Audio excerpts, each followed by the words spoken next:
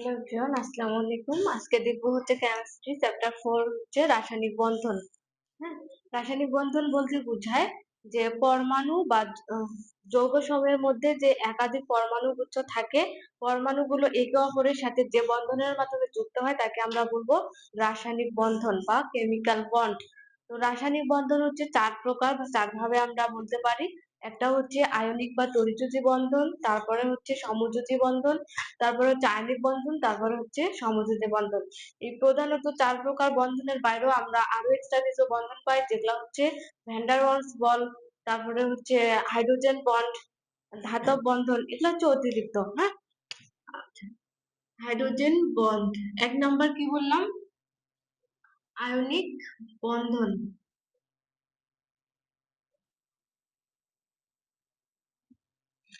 Ionic বন্ধন বলতে কি বোঝায়? ধাতু অধাতুর মধ্যে যে বন্ধন গঠিত হয় তাকে আমরা বলবো আয়নিক বন্ধন। ধাতু বলতে কি বোঝায়? পদার্থের যে সকল মৌল ইলেকট্রন ত্যাগ করে ধনাত্মক আয়নে পরিণত হয় তাকে বলা হয় ধাতু। ধাতুর এই ইলেকট্রন ত্যাগ করার ধর্মকে আমরা বলবো ধাতব ধর্ম। আচ্ছা, আর অধাতু কি? যারা ইলেকট্রন গ্রহণ করে ঋণাত্মক আয়নে বা অ্যানায়নে পরিণত হয় তাদেরকে বলবো অধাতু, এবং অধাতুর এই ইলেকট্রন গ্রহণ করার ধর্মকে আমরা বলবো অধাতব ধর্ম। আয়নিক বলতে বোঝাচ্ছে, আয়নিক বন্ধন বলতে বোঝায় ধাতু এবং অধাতুর মধ্যে যে বন্ধন, ধাতু এবং অধাতুর মধ্যে যে বন্ধন হয় তাকে আমরা বলবো আয়নিক বন্ধন। আচ্ছা, এক্সাম্পল হিসাবে দেখি, সোডিয়াম ক্লোরাইড। সোডিয়াম ক্লোরাইডের মধ্যে এখানে ধাতু কি? সোডিয়াম হচ্ছে ধাতু এবং ক্লোরিন হচ্ছে অধাতু। কিভাবে? সোডিয়াম একটা ইলেকট্রন ত্যাগ করে সোডিয়াম প্লাস আয়নে পরিণত হয়, এবং ক্লোরিন হচ্ছে একটা ইলেকট্রন গ্রহণ করে ক্লোরিন মাইনাস বা ঋণাত্মক আয়নে পরিণত হয়। আমরা একটু ইলেকট্রন বিন্যাস করে তাহলে দেখতে পারবো। সোডিয়াম এর প্রোটন সংখ্যা হচ্ছে 11, 1 স্কয়ার, 2 স্কয়ার, 2^6, 3s অন। সর্বশেষ কক্ষপথে একটি ইলেকট্রন ত্যাগ করে সোডিয়াম প্লাসে পরিণত হয়। হ্যাঁ, আর হচ্ছে ক্লোরিন। ক্লোরিন এর প্রোটন সংখ্যা হচ্ছে 17। ইলেকট্রন বিন্যাস করলে দেখা যায় 1 square, 2 square, 2^6, 3s square, 3b পাওয়ার হচ্ছে 5। আচ্ছা, এখানে সর্বশেষ কক্ষপথে কয়টা ইলেকট্রন? 7টা ইলেকট্রন। তো অষ্টক পূরণের জন্য আরেকটা ইলেকট্রন প্রয়োজন, যে গ্রহণ করে ঋণাত্মক আয়নে বা অ্যানায়নে পরিণত হয়। তাহলে বিক্রিয়াটা আমরা কিভাবে দেখবো? সোডিয়াম কি করে? একটা ইলেকট্রন গ্রহণ করে কি হয়? সোডিয়াম একটা ইলেকট্রন ত্যাগ করে সোডিয়াম প্লাসে পরিণত হয়। আর ক্লোরিন হচ্ছে একটা ইলেকট্রন গ্রহণ করে ক্লোরিন মাইনাসে পরিণত হয়। তাহলে সামগ্রিকভাবে বিক্রিয়াটা কি হচ্ছে? সোডিয়াম প্লাস ক্লোরিন থেকে হয় সোডিয়াম ক্লোরাইড।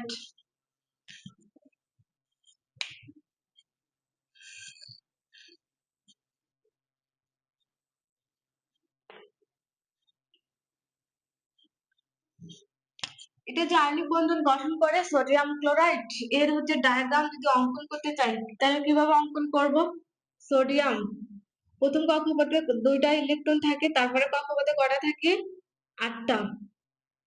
2, 4, 6, 8। তারপরে কক্ষপথে কয়টা থাকে? একটা। ক্লোরিনের দেখি, প্রথম কক্ষপথে থাকে 2টা, তারপরে কক্ষপথে কয়টা থাকে? 8টা। আচ্ছা, তারপরে কক্ষপথে কয়টা থাকে? 7টা। 2, 4, 6, 7। এটা কি হয়? বন্ধন গঠন করে। বন্ধনের জন্য কি করে?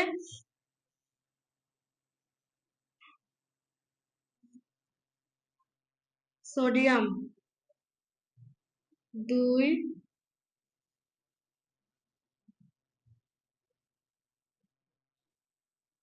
6,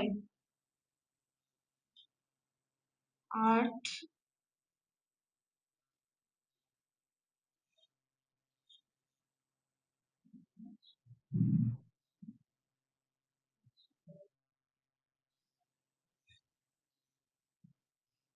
2, 4, 6, 2 4 6 8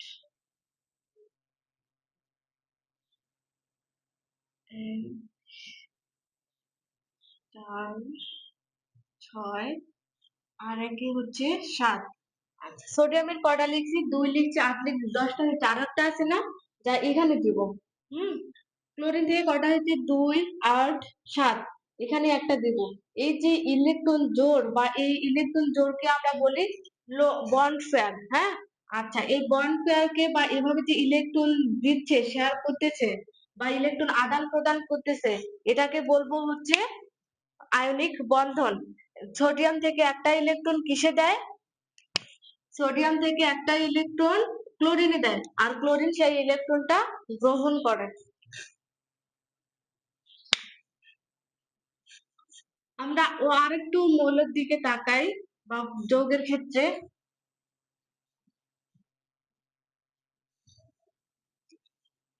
ম্যাগনেসিয়াম ক্লোরাইড, এটা একটা আয়নিক যৌগ।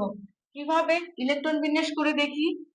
ম্যাগনেসিয়াম এর প্রোটন সংখ্যা হচ্ছে 12, 1 square 2 square 2 to the power 6 3 s square.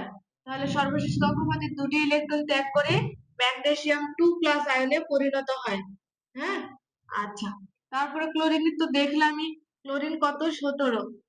Electron বিন্যাস করলে দেখা যায় 1 square 2 square 2 to the power 6 3 s square 3 to the power 5, একটা ইলেকট্রন গ্রহণ করে ক্লোরিন মাইনাসে পরিণত হয়। তাহলে বিক্রিয়াটা আমরা কিভাবে দেখব? ম্যাগনেসিয়াম কি করে? দুটি ইলেকট্রন ত্যাগ করে। ত্যাগ করে কি হয়? ম্যাগনেসিয়াম 2 প্লাস আয়নে পরিণত হয়। তারপরে ক্লোরিন কি করে? ক্লোরিন একটা ইলেকট্রন গ্রহণ করে, গ্রহণ করে ক্লোরিন মাইনাসে পরিণত হয়। আমরা যদি সমতা করতে চাই তাহলে কি হবে? দুটা ক্লোরিন দুটো ইলেকট্রন গ্রহণ করবে, করে 2 ক্লোরিন মাইনাসে পরিণত হবে। তাহলে সামগ্রিক বিক্রিয়াটা কি হচ্ছে? ম্যাগনেসিয়াম প্লাস 2 ক্লোরিন থেকে কি হয়? Magnesium chloride. আচ্ছা, তো ডায়াগ্রাম যদি অঙ্কন করতে চাই কিভাবে করব? ম্যাগনেসিয়াম এর কক্ষপথে প্রথম কক্ষপথে কয়টা থাকে? 2টা। তারপরে কক্ষপথে কয়টা? 8টা। তারপরে কক্ষপথে কয়টা থাকে? 2টা। হুম। আচ্ছা, এরপর ক্লোরিন 2 4 6 8, 2 4 6 7, এখান থেকে কি হবে?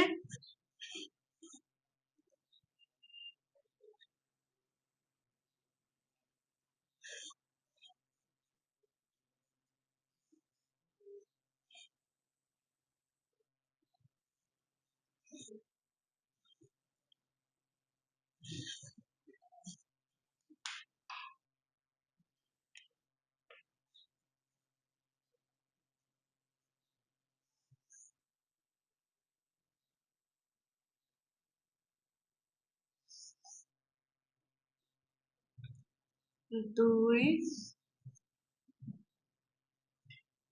4 6 8। আচ্ছা, দুটা যে থাকে, সর্বশেষ কক্ষপথে যে দুটা ইলেকট্রন থাকে, দুটা ইলেকট্রন দিয়ে কি করবে? দুটা ক্লোরিনের সাথে শেয়ার করবে।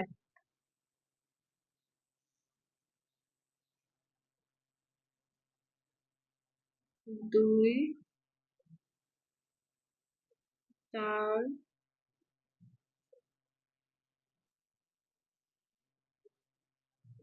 2 4 6, ক্লোরিন আর একটা ইলেকট্রন আছে না? আচ্ছা, ম্যাগনেসিয়ামের একটা ইলেকট্রন এখানে দিব,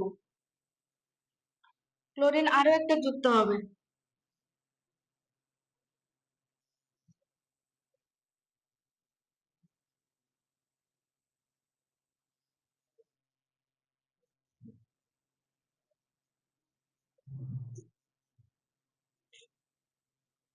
আচ্ছা, এটা একটু দেখি। কি করছে, ম্যাগনেসিয়ামের সর্বশেষ কক্ষপথে কয়টা থাকে, দুটা ইলেকট্রন থাকে, যা দুটা ত্যাগ করে ম্যাগনেসিয়াম 2 প্লাস আয়নে পরিণত হয়। হ্যাঁ, আচ্ছা ডায়াগ্রামে কি দিছি, প্রথম কক্ষপথে দুটা, দ্বিতীয় কক্ষপথে 8টা, তৃতীয় কক্ষপথে 2টা, এবং ক্লোরিনের সর্বশেষ কক্ষপথে কয়টা থাকে, 7টা থাকে। ক্লোরিনের দরকার একটা, আর হচ্ছে ক্লোরিনের দরকার কয়টা, একটা, আর ম্যাগনেসিয়াম ত্যাগ করতে কয়টা হবে, 2টা। হ্যাঁ, আচ্ছা, তো কি করবে, এই ম্যাগনেসিয়াম দুটা ক্লোরিনের সাথে যুক্ত হবে, দুটা ক্লোরিনের সাথে যুক্ত হয়ে 2টা ইলেকট্রন সমভাবে শেয়ার করবে 2টা ক্লোরিনের সাথে। তারপর দেখো তো, সর্বশেষ কক্ষপথে দুজনকারী হচ্ছে 2টা মৌলরই, ক্লোরিনেরও হচ্ছে অষ্টক নিয়ম পালন করছে এবং ম্যাগনেসিয়ামেরও অষ্টক নিয়ম পালন করছে। এই শেয়ার ইলেকট্রনের উপর এই ক্লোরিনেরও সমঅধিকার রয়েছে এবং ম্যাগনেসিয়ামেরও সমঅধিকার রয়েছে।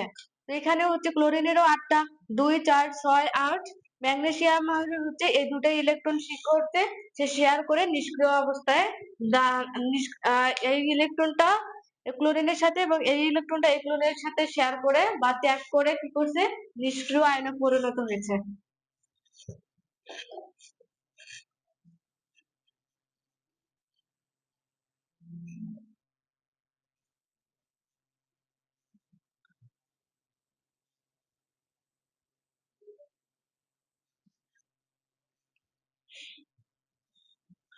তোমাদের একটা টপিক পেছায় গেছি, সেটা হচ্ছে অষ্টক নিয়ম আর হচ্ছে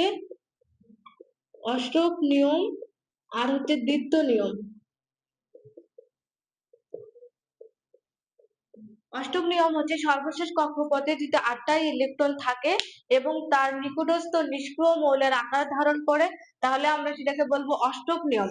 আর দ্বিতীয় নিয়ম কি, সর্বশেষ কক্ষপথে যদি দুটি ইলেকট্রন থাকে এবং নিকটস্থ কোনো নিষ্ক্রিয় মৌলের ন্যায় আচরণ করে, তাহলে তাকে আমরা বলবো দ্বিতীয় নিয়ম। হ্যাঁ, আচ্ছা, ইলেকট্রন বিন্যাস করে দেখি। নিয়ন, নিয়নের প্রোটন সংখ্যা কত, 10। ইলেকট্রন বিন্যাস করলে দেখা যায় 1 স্কয়ার, 2 স্কয়ার, 2^6, 3 s স্কয়ার। হ্যাঁ, 2p6, 10টা হয়ে গেছে তো। সর্বশেষ কক্ষপথ কি, 2 না? আচ্ছা, এখানে কয়টা ইলেকট্রন আছে, 6 আর 2 কত, 8। সর্বশেষ কক্ষপথে কয়টা ইলেকট্রন আছে, 8টা ইলেকট্রন। 8টা ইলেকট্রন থাকার কারণে এটা কি করছে, অষ্টক নিয়ম পালন করছে। স্থিতিশীলতা হচ্ছে বা নিষ্ক্রিয় মৌল হচ্ছে এগুলার সাধারণ সংকেত হলো s স্কয়ার এবং হচ্ছে p⁶, n square n p⁶। মানে সর্বশেষ কক্ষপথে ইলেকট্রন সংখ্যা হবে 8টি, n চেঞ্জ হতে পারে, তবে ইলেকট্রন সংখ্যা 8টিই থাকবে নিষ্ক্রিয় মৌলের ক্ষেত্রে বা হচ্ছে স্থিতিশীল হতে গেলে। অষ্টক নিয়মে স্থিতিশীল হতে গেলে সর্বশেষ কক্ষপথে সাধারণ স্ট্রাকচার হবে ns স্কয়ার n p⁶। যেরকম গ্রুপ 18 এর মৌলগুলোকে কি বলবো আমরা, নিষ্ক্রিয় মৌল। হ্যাঁ, আচ্ছা, নিষ্ক্রিয় মৌল কি বলে, হিলিয়াম, নিয়ন, আর্গন, ক্রিপ্টন, জেনন, রেডন। হ্যাঁ, আচ্ছা, নিয়নের ইলেকট্রন বিন্যাস করে দেখলাম 2 আর হচ্ছে 6, 8টা। এবার আর্গন দেখি তো, আর্গন কত হচ্ছে 18। 1 square, 2 square, 2p6, 3s square, 3p6। সর্বশেষ কক্ষপথে কয়টি ইলেকট্রন আছে, 8টি ইলেকট্রন রয়েছে যা স্থিতিশীল গঠন করে। তারপরে ক্রিপ্টন, জেনন, রেডন তোমরা বাসায় বসে বসে করবা। হ্যাঁ, তাহলে স্থিতিশীল এর ইলেকট্রন বিন্যাস কি হয়, ns2 হয় এবং np6 হয়। সর্বশেষ কক্ষপথে 8টি ইলেকট্রন থাকলে আমরা সেটাকে বলবো অষ্টক নিয়ম। আর সর্বশেষ কক্ষপথে যদি 2টি ইলেকট্রন থাকে তাহলে সেটা বলবো দ্বিত্ব নিয়ম। যেরকম হিলিয়াম, হিলিয়ামের হচ্ছে প্রোটন সংখ্যা কত, 2। এর ইলেকট্রন বিন্যাস কি হয়, 1s স্কয়ার। হ্যাঁ, তো সর্বশেষ কক্ষপথে কয়টা ইলেকট্রন আছে, 2টা না? তাহলে দ্বিত্ব নিয়ম পালন করে বা দ্বিত্ব নিয়ম মেনে চলে। তারপর দেখি ম্যাগনেসিয়াম, ম্যাগনেসিয়াম কত, 12। ইলেকট্রন বিন্যাস করলে কি দেখা যায়, 1 square, 2 square, 2p6, 3s square. সর্বশেষ কক্ষপথে কয়টি ইলেকট্রন রয়েছে, 2টি ইলেকট্রন। এই 2টি ইলেকট্রন সে ত্যাগ করে নিষ্ক্রিয়তা অর্জন করে, 2টি ইলেকট্রন ত্যাগ করে নিষ্ক্রিয়তা অর্জন করে বা স্থিতিশীলতা অর্জন করে। কিভাবে, এই 2টা ইলেকট্রন ত্যাগ করলে এখানে কি হয়, 2 আর 6 কত হচ্ছে 8 হয়, যা অষ্টক নিয়ম পালন করে এবং নিষ্ক্রিয় মৌল নিয়নের ন্যায় আচরণ করে। হ্যাঁ, এটাকে বলবো হচ্ছে দ্বিত্ব নিয়ম। সর্বশেষ কক্ষপথে 8টা ইলেকট্রন থাকলে অষ্টক নিয়ম, সর্বশেষ কক্ষপথে 2টা ইলেকট্রন থাকলে দ্বিত্ব নিয়ম। আচ্ছা, তো আয়নিক বন্ধন তো মেবি ক্লিয়ার না, যে ধাতু এবং অধাতুর মধ্যে যে বন্ধন গঠিত হয় তাকে আমরা বলবো আয়নিক বন্ধন। আয়নিক বন্ধন নিয়ে যে যৌগ গঠিত হয় তাকে বলবো আয়নিক যৌগ। আচ্ছা, অসংখ্য এক্সাম্পল আছে, সবগুলা তো দেখানো সম্ভব না। যেরকম হচ্ছে পটাশিয়াম ক্লোরাইড, পটাশিয়ামের প্রোটন সংখ্যা কি 19 তো না? আচ্ছা, ইলেকট্রন বিন্যাসগুলি কি দেখা যায়? 1 square 2 square 2p6 3s square 3p6, 19 তো 10। আচ্ছা, তারপর হচ্ছে 3d অন 4s অন।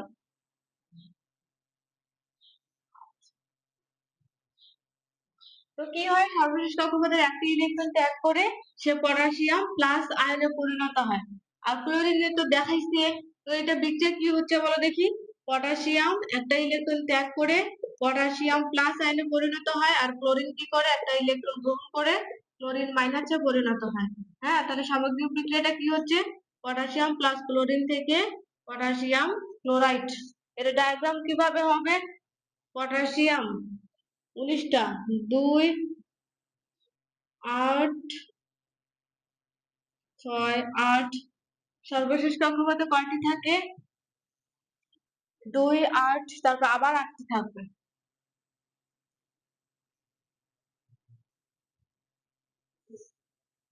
একটি।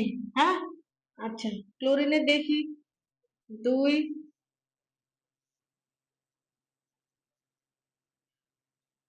8 7, এখান থেকে কি হয়,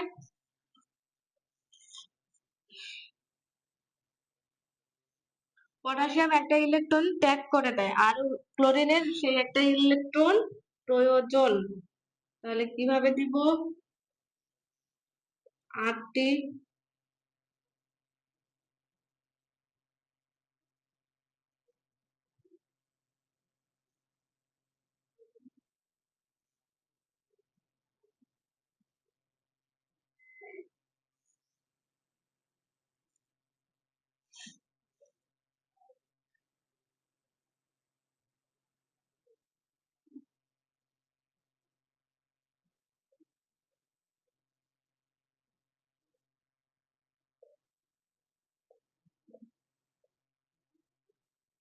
হুম, আচ্ছা, এভাবে কি হয়, পটাশিয়াম একটা ইলেকট্রন ত্যাগ করে নিষ্ক্রিয় আয়নে পরিণত হয়, ক্লোরিন একটা ইলেকট্রন গ্রহণ করে নিষ্ক্রিয় আয়নে পরিণত হয়। এভাবেই হচ্ছে তারা আয়নিক বন্ধন গঠন করে।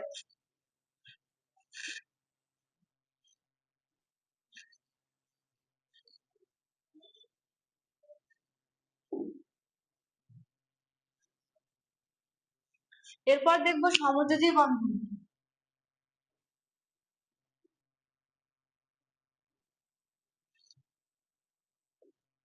আচ্ছা, সমযোজী বন্ধন বলতে কি বোঝায়, অধাতু এবং অধাতুর মধ্যে যে বন্ধন তৈরি হয়, অধাতু এবং অধাতুর মধ্যে যে বন্ধন তৈরি হয় তাকে আমরা বলবো সমযোজী বন্ধন। হ্যাঁ, অধাতুর মধ্যে কিভাবে হয় বলো দেখি, যেরকম অ্যামোনিয়া, হ্যাঁ, NH3, এটা কি সমযোজী বন্ধন করে কিভাবে, আমরা একটু দেখি। সমযোজী বন্ধন হচ্ছে অধাতু আর অধাতুর মধ্যে যে বন্ধন তৈরি হয় তাকে আমরা বলবো সমযোজী বন্ধন। এবং সমযোজীর মধ্যে কি হয়, সমভাবে ইলেকট্রন শেয়ার করে বা ভাগাভাগির মাধ্যমে যে বন্ধন তৈরি হয় তাকে বলবো সমযোজী বন্ধন। আর আয়নিক বন্ধন ছিল ইলেকট্রন আদান প্রদানের মাধ্যমে যে বন্ধন তৈরি হয় তাকে আমরা বলবো আয়নিক বন্ধন। হ্যাঁ, আচ্ছা, কি হচ্ছে নাইট্রোজেন, এর প্রোটন সংখ্যা কত, 7। ইলেকট্রন বিন্যাস করলে কি দেখা যায়, 1 স্কয়ার 2 স্কয়ার 2p6, নাইট্রোজেন 7, তাহলে 2p হচ্ছে 4। নাইট্রোজেনের যোজনী কত হচ্ছে, 2s। পি অরবিটাল সংখ্যা কয়টি, 3টি, 1 px py pz। তাহলে এখানে নাইট্রোজেনের যোজনী কত, 7, 3, সরি, তাহলে একটাই থাকবে। তাহলে যোজনী কত হচ্ছে, 3। হাইড্রোজেন, এর প্রোটন সংখ্যা 1, ইলেকট্রন বিন্যাস কি করলে দেখা যায় 1s1, তাহলে যোজনী কত, 1। হ্যাঁ, আচ্ছা, তাহলে নাইট্রোজেন এর সর্বশেষ কক্ষপথে কয়টি থাকে? 5টি ইলেকট্রন। অষ্টক পূরণের জন্য তার কয়টা ইলেকট্রন দরকার? আরো 3টে ইলেকট্রন, তাই না? তো 3টে ইলেকট্রন কি করবে? এই যে হাইড্রোজেনের সর্বশেষ কক্ষপথে যে একটা ইলেকট্রন রয়েছে তার দ্বিতীয় নিয়মের জন্য আর কয়টা ইলেকট্রন দরকার? একটা ইলেকট্রন না? তো এর একটা ইলেকট্রন দরকার আর এর কয়টা ইলেকট্রন দরকার? 3টা ইলেকট্রন দরকার। তো এই যে হাইড্রোজেন কি করবে? 3টা হাইড্রোজেন মিলে এই নাইট্রোজেনের সাথে যুক্ত হয়ে নাইট্রোজেনেরও আকাঙ্ক্ষা পূরণ করবে এবং হাইড্রোজেনও হচ্ছে কি করবে? এই শেয়ারকৃত ইলেকট্রন ভাগাভাগি করে দ্বিতীয় নিয়ম পালন করবে। হ্যাঁ, আচ্ছা, তাহলে এর ডায়াগ্রামটা কেমন হচ্ছে? নাইট্রোজেন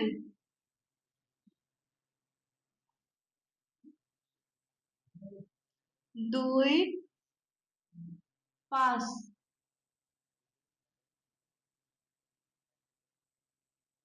আচ্ছা, আর একটা কি? হাইড্রোজেন। এরা কি করবে? শেয়ার করবে। শেয়ার করে কি হবে? নাইট্রোজেন 2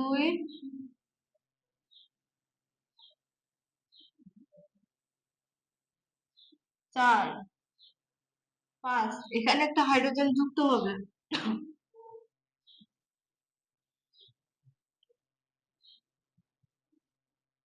হাইড্রোজেনের একটা ইলেকট্রন এখানে আসবে। হ্যাঁ, আচ্ছা,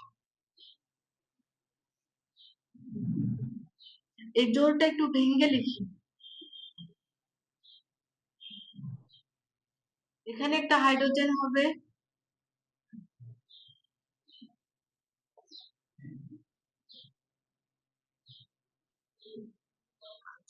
এখন নাইট্রোজেনের সর্বশেষ কক্ষপথে কয়টি ইলেকট্রন আছে?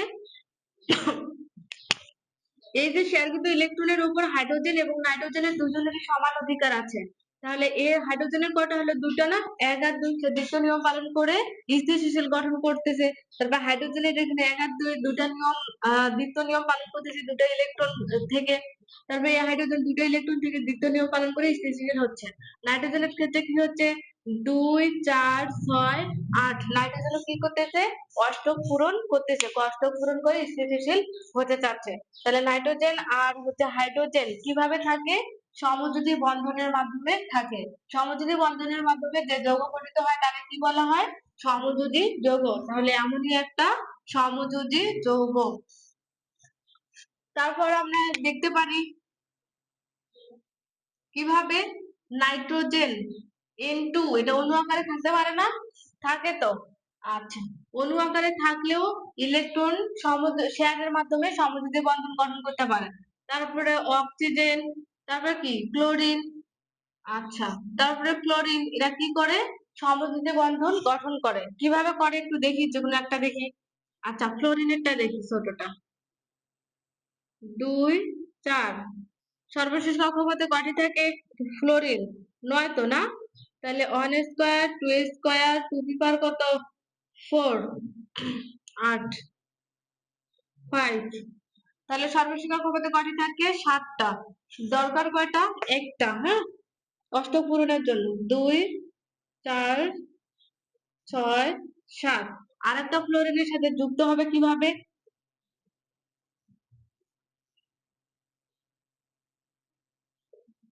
2 4 6 7, সমযোজী বন্ধনের মাধ্যমে আসবে ফ্লোরিন 2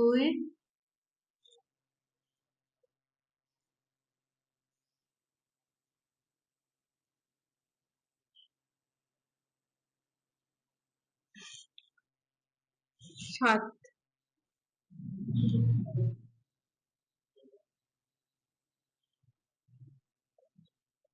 আচ্ছা, এখন কি হয়েছে? এই ফ্লোরিনের সর্বশেষ কক্ষপথে কয়টা? 2 4 6 8। এই ফ্লোরিনের সর্বশেষ কক্ষপথে কয়টা? 2 4 6 8। দুটা ফ্লোরিনে অষ্টক নিয়ম পালন করে স্থিতিশীল হতে চায়। তাহলে ফ্লোরিন একটা হচ্ছে সমযোজী যৌগ গঠন করে। সেম ভাবে যদি অক্সিজেনের দেখো, তাহলে ইলেকট্রন বিন্যাস করলে কি দেখা যায়? 1 স্কয়ার 2 স্কয়ার 2 টু পাওয়ার 4। হ্যাঁ, আচ্ছা, এর অষ্টক পূরণের জন্য কয়টা দরকার? 6টা আছে, তাহলে আর দুটো ইলেকট্রন দরকার না? তাহলে দুটো ইলেকট্রন তারা শেয়ার করবে। কিভাবে? অক্সিজেন কয়টা দরকার? 2। সর্বশেষ কক্ষপথে কয়টা থাকবে? 6টি। 2 4 6 আর একটা অক্সিজেনের সাথে যুক্ত হবে 2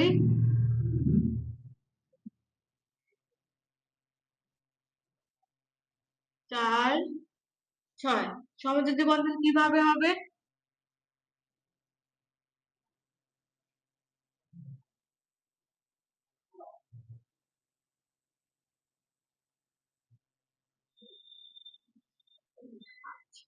আর একটা অক্সিজেন দিই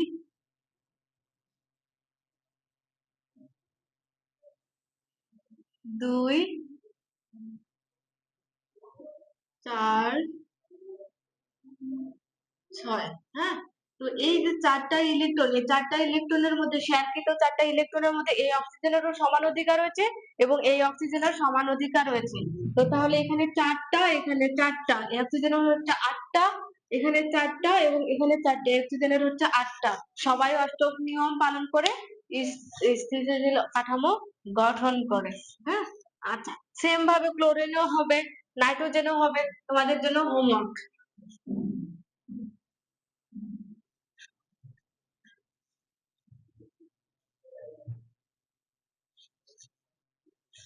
এরপর দেখবো সমযোজী বন্ধন, সন্নিবেশ বন্ধন।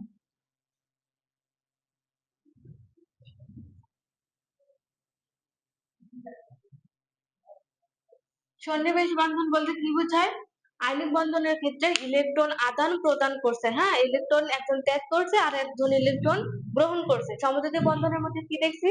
যে ইলেকট্রন দুজনে সমভাবে শেয়ার করতেছে, হ্যাঁ, শেয়ারকৃত ইলেকট্রনের উপর দুজনেরই অধিকার আছে।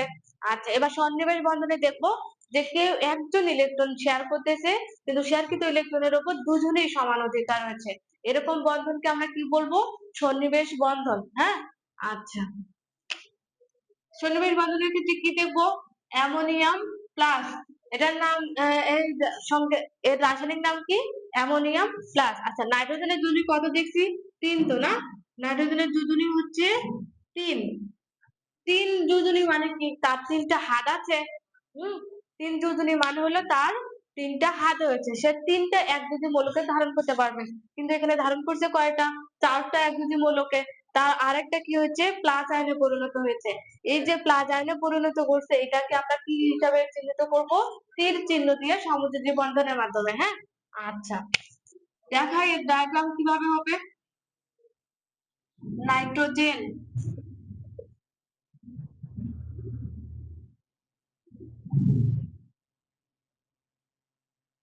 কত ছিল? 7। তাহলে 1 স্কয়ার 2 স্কয়ার 2 টু পাওয়ার 3, সর্বশেষ কক্ষপথে 5টা ইলেকট্রন। 2 4 5। আচ্ছা, হাইড্রোজেন কয়টা? হাইড্রোজেন আছে 4টা।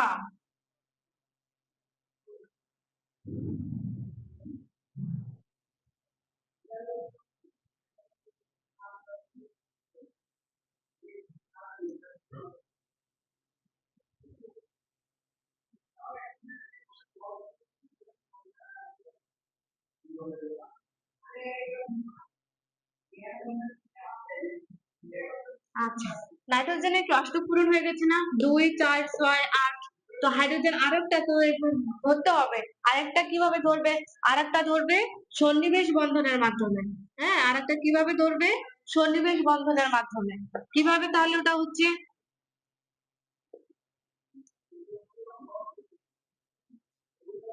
আরেকটা যে আছে এখানে, এটা কিভাবে ধরবে? এটা সন্নিবেশ বন্ধনের মাধ্যমে ধরবে। তাহলে ডায়াগ্রাম কিভাবে, এর হচ্ছে হাত কিভাবে আমরা দেখাবো? হাত দেখাবো নাইট্রোজেনের 3টা হাত, আর একটা হাত দেখাবো তীর চিহ্নের মাধ্যমে। হ্যাঁ, সন্নিবেশ বন্ধনে যে তীর চিহ্ন ব্যবহৃত হয়েছে, এখানে বন্ধনটা হচ্ছে সন্নিবেশ বন্ধন। নাইট্রোজেন এবং হাইড্রোজেনের এই বন্ধনটা হচ্ছে সন্নিবেশ বন্ধন। তবে নাইট্রোজেন আর এই হাইড্রোজেন, নাইট্রোজেন আর এই হাইড্রোজেন, নাইট্রোজেন আর এই হাইড্রোজেন অবশ্যই হচ্ছে সমযোজী বন্ধন। শুধুমাত্র এখানে সন্নিবেশ বন্ধন কয়টি? একটি। এই হাইড্রোজেনের সাথে এই নাইট্রোজেন হচ্ছে সন্নিবেশ বন্ধনের মাধ্যমে আছে। হ্যাঁ, আচ্ছা, তারপরে আমরা কি দেখতে পারি? পানি H3O প্লাস, এভাবে লেখা যায় না? আচ্ছা, অক্সিজেনের যোজনী কত? অক্সিজেনের যোজনী হচ্ছে 2। তার মানে অক্সিজেন একটা যে মৌল 2টাকে ধারণ করতে পারবে। কিন্তু এখানে কয়টাকে ধারণ করছে? 3টাকে। তার মানে আরেকটা কোথা থেকে আসলো বা কিভাবে ধারণ করছে? সে সন্নিবেশ বন্ধনের মাধ্যমে ধারণ করছে। তাহলে ডায়াগ্রাম কিভাবে এর হাত কিভাবে দেখাবো? হাইড্রোজেন, এখানে হাইড্রোজেন আর এখানে কি এভাবে, হ্যাঁ? সন্নিবেশ তীর চিহ্নের মাধ্যমে আমরা দেখাবো। এই হলো সন্নিবেশ বন্ধন।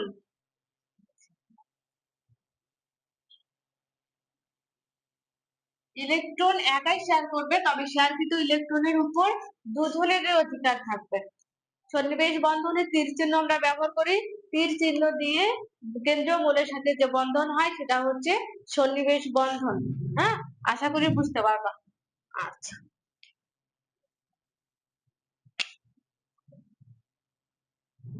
আমরা আরেকটা এক্সাম্পল দিতে পারি।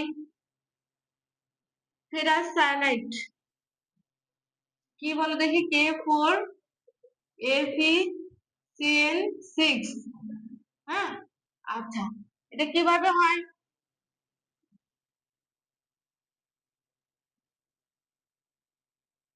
আয়রন, আয়রনের সাথে এই যে সায়ানাইড 6টা আছে।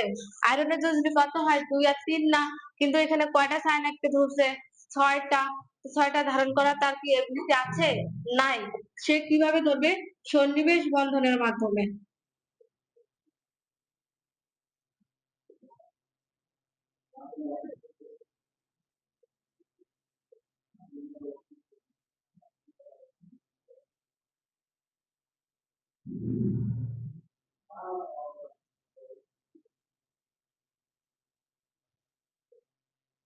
হুম,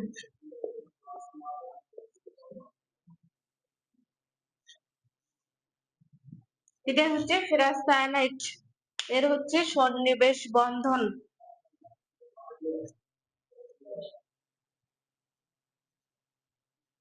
আচ্ছা, এখন কিছু হাইড্রোজেন আয়নিক বন্ধন এবং সংযোজী বন্ধনের বৈশিষ্ট্য দেখবো বা পার্থক্য বলতে পারো। বৈশিষ্ট্যগুলোকে আর কি ছক আকারে যখন দিবা সেটা হচ্ছে পার্থক্য হয়ে যাবে। হ্যাঁ, একটু এই পয়েন্টের সাথে এই পয়েন্ট মিলে লিখবা, তাহলে পার্থক্য হয়ে যাবে। আর যদি বৈশিষ্ট্য বলে সিরিয়ালাইজ না মানলে সমস্যা নাই। হ্যাঁ, আচ্ছা, কিভাবে দিবা? আয়নিক বন্ধনের হচ্ছে ধাতু এবং অধাতুর মাধ্যমে তৈরি হয়। আয়নিক বন্ধন কি করে? উচ্চ গলনাঙ্ক এবং স্ফুটনাঙ্ক ধারণ করে। আয়নিক বন্ধন কেলাস বা স্ফটিক গঠন করতে পারে। হ্যাঁ, তারপর কি করতে পারে? আয়নিক বন্ধনের দ্রবণীয়তার ধর্ম রয়েছে, অর্থাৎ সে পানিতে দ্রবীভূত হতে পারে। তাহলে কি কি ধর্ম বললাম? আয়নিক বৈশিষ্ট্য বললাম যে আয়নিক হচ্ছে ধাতু এবং অধাতু নিয়ে তৈরি। তারপরে আয়নিক হচ্ছে কি উচ্চ গলনাঙ্ক স্ফুটনাঙ্ক ধারণ করে। তারপরে আয়নিক কি করে বলতো? কেলাস বা স্ফটিক গঠন করতে পারে। তারপরে পানিতে দ্রবীভূত হতে পারে এবং আয়নিক যৌগ কি হতে পারে বলতো? পোলার ধর্ম প্রদর্শন করতে পারে। হ্যাঁ, আচ্ছা, এরপরে সমযোজী যৌগ কি বলবো? সমযোজী যৌগ হচ্ছে অধাতু এবং অধাতু নিয়ে তৈরি হয়। তারপর কি হয়? এদের নিম্ন গলনাঙ্ক স্ফুটনাঙ্ক রয়েছে। এরা কি করে? পানিতে দ্রবীভূত হয় না বা এদের দ্রবীভূত ধর্ম নাই। তবে কিছু কিছু জৈব যৌগ আছে যারা কেরোসিনের মধ্যেও কিছু কিছু জৈব যৌগ আছে যেরকম বেনজিন স্বল্প মাত্রায় দ্রবীভূত হতে পারে। তারপরে কি করবা? সমযোজী যৌগ স্ফটিক বা কেলাস গঠন করতে পারে না এবং এরা পোলার ধর্ম প্রদর্শন করতে পারে না, অর্থাৎ পোলার। এই হলো তোমাদের আয়নিক যৌগ এবং সমযোজী যৌগের মধ্যে বৈশিষ্ট্য। এই যে একটু সিরিয়াস যখন লিখবা যে আয়নিক যৌগ ধাতু অধাতু নিয়ে তৈরি হয়, সমযোজী যৌগ অধাতু নিয়ে তৈরি হয়। আয়নিক যৌগ হচ্ছে দ্রবণীয়তা ধর্ম রয়েছে, অধাতুর সমযোজী যৌগের কি হচ্ছে? দ্রবণীয়তা ধর্ম নাই। তারপর আয়নিক যৌগে কি করবা? উচ্চ গলনাঙ্ক স্ফুটনাঙ্ক এবং সমযোজী যৌগ কি করে? নিম্ন গলনাঙ্ক স্ফুটনাঙ্ক। তারপর আয়নিক যৌগ দ্রবণীয়তা ধর্ম রয়েছে এবং সমযোজী যৌগের দ্রবণীয়তা ধর্ম নেই। এভাবেও তোমরা পার্থক্য লিখতে পারবা, বৈশিষ্ট্য লিখতে পারবা। এই নিয়ে হচ্ছে তোমাদের চ্যাপ্টার। হ্যাঁ, আশা করি পুরো চ্যাপ্টার তোমাদের ক্লিয়ার হবে। আল্লাহ হাফেজ, আসসালাম।